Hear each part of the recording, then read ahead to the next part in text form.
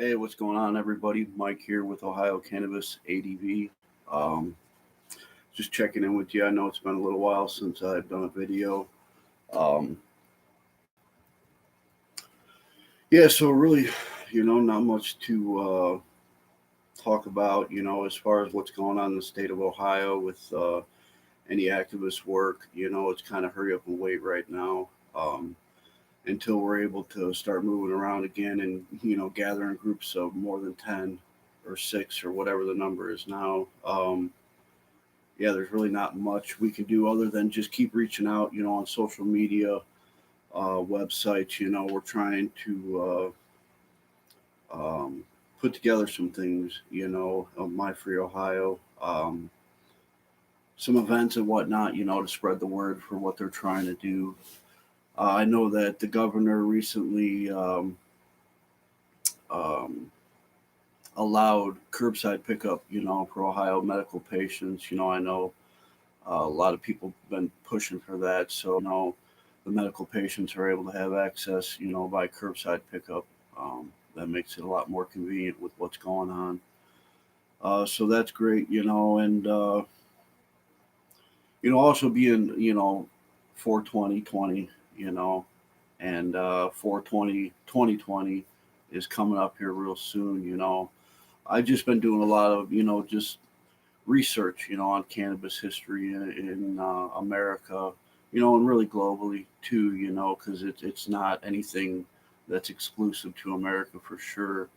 But just somebody who really stands out to me is Jack Herrera, and just his passion, his determination, his tenacity. It's inspiring for somebody who's also trying to have their voice heard, and make some change here in Ohio. Um, trying to make it better, and know there's a better way. So yeah, I'm writing an article right now about Jack, um, and some of the things that he did, in his pioneering days in California and the initiatives that he helped get, pushed through, and some of the struggles he had, in his early beginnings and whatnot. Even being a skeptic himself, um, really doing some time in the military and coming back and looking at the counterculture and those who smoke pot as burnouts or just bad people until he tried it for himself, and I mean, I think that a guy who fought so hard for this was a complete skeptic at first, and I think more people would have that experience if they were able to, just let down their guard a little bit on it, and maybe have some guidance and start out slow, and it really I think could change their life, even if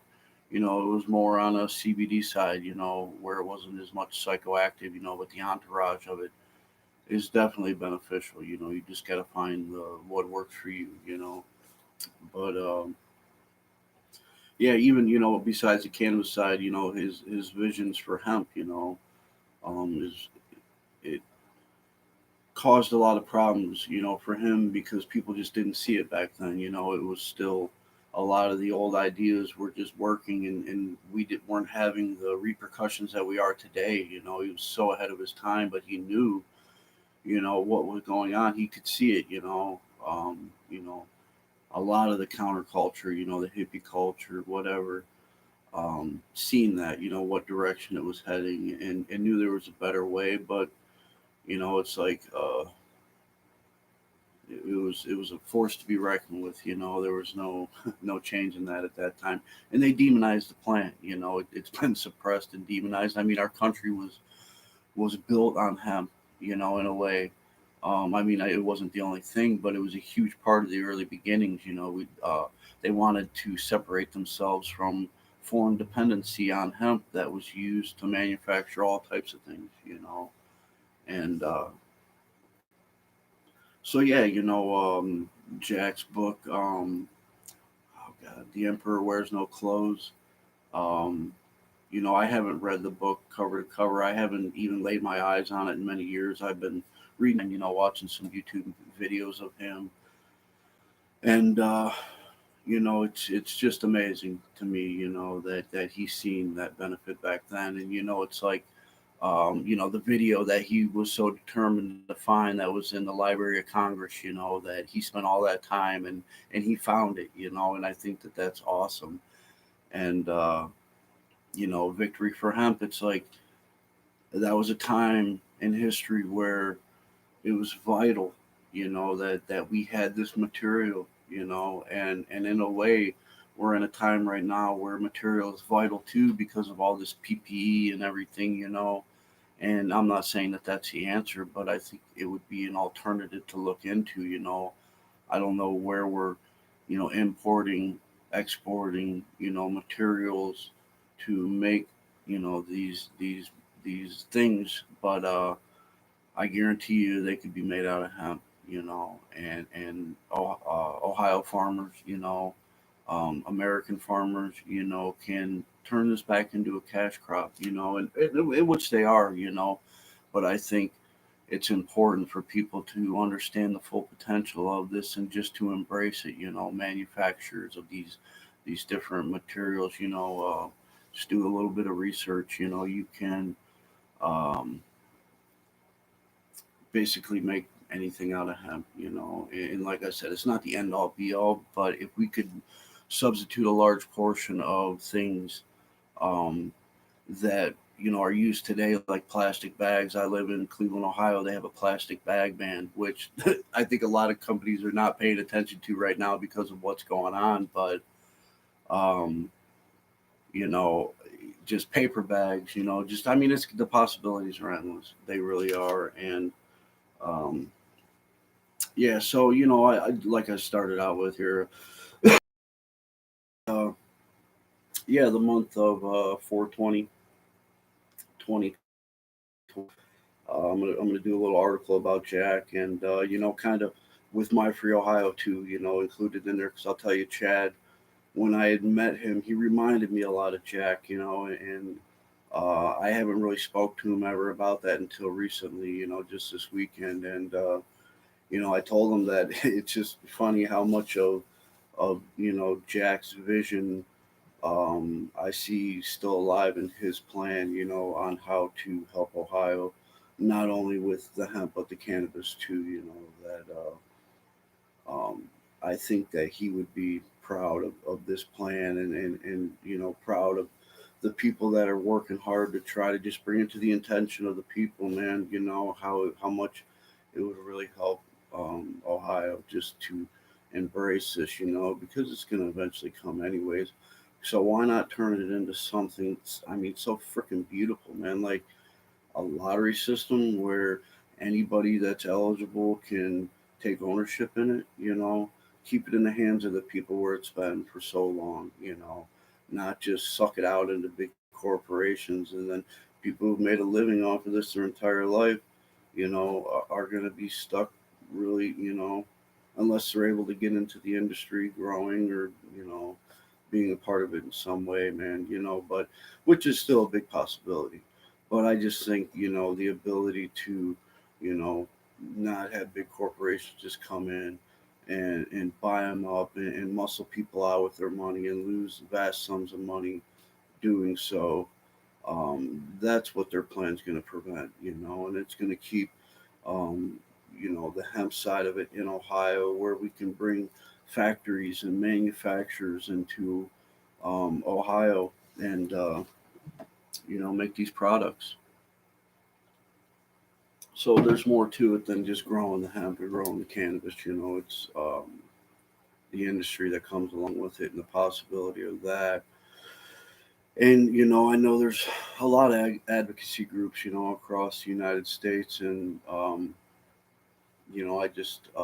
think you know there would have been a lot more going on. I know they had the seminar coming up, for Ohio hemp.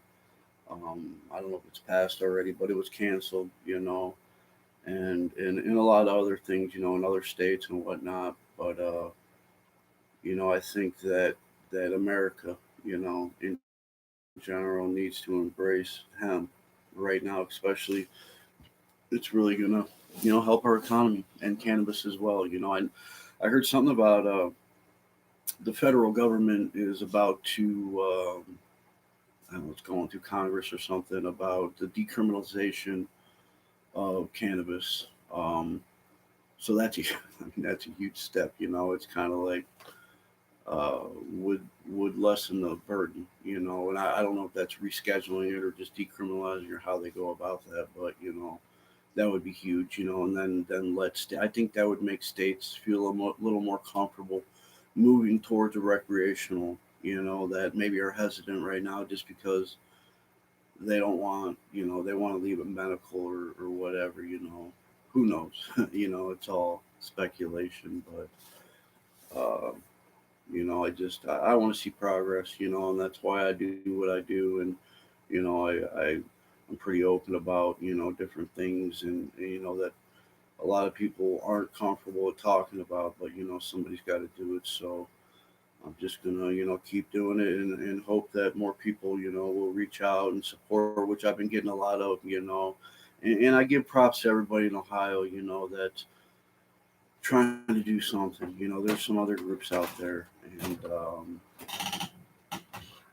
you know, you got to look at the greater good, and in my selfish, wants, yeah, things could be different in their plan. In my free Ohio, that's how our relationship started. How I met these guys. I went there to challenge them, to ask them why they thought their plan was best, and why they didn't have home grow, and why they weren't going to allow certain things. And once I was able to sit down and really just dissect it with them and wrap my head around it, um, once I was able to, I seen the bigger picture, you know, and that this isn't a small battle. This is, you know, would fix a lot that of the small battles that are going on as far as with the pharmacy board and deliveries and curbside pickups, and just maybe more inclusive as far as conditions. Um, there's a lot that can be done. And I think that we should start looking bigger. If you're gonna do something and try to get something pushed through, go big. If you're gonna push it up to them to make it amendment or whatever, then why not go big, and let them know that we're serious, and stop in a way being selfish, and look at the people that want to take part of it, take part in it. And yeah, so that's basically that. Go check out My Free Ohio on Facebook. Go check out their website. Call them, email them, whatever. They're a great group of guys. And Chad, he's tenacious. He's very passionate. He's a visionary, and um, he loves to talk about the benefits of his plan. Because it's big, man, and it would be big for Ohio. There's another thing, I came across on Facebook, Smokeology out in Painesville. Um, they're kind of like a smoke shop. They sell CBD products and whatnot. I have not been to their location, but I checked them out online and on Facebook, and they've got a lot of good products, and they got shut down by the health department out there in Painesville, Ohio. Which is wrong in my opinion. They got gas stations, they got a lot of things that are open. It's if they are being responsible with what they're doing, they should be able to continue to be open. But they shut them down. So for now, I know they're doing home deliver or not home deliveries, but mailing it. So they'll send it to you. So if you want to go on their website and put it in order for some nice CBD products while you're locked in the house, and maybe you're feeling anxious. They've got a lot of different products, and I'm sure even you can contact them, check them out on, find something that's going to work for you, to help you out. And so yeah, that's basically it. I just wanted to check in. I've been back to work myself. I found some essential work, so I've been working this week, and I'm gonna try to make it in, every weekend from now on, and at least once a week do a video. But I hope everybody's well, and hope to hear back from some people. Anybody. I'm on Facebook. You can, comment on here. Ohio Cannabis ADV on Facebook, and uh, encourage everybody, just to get active.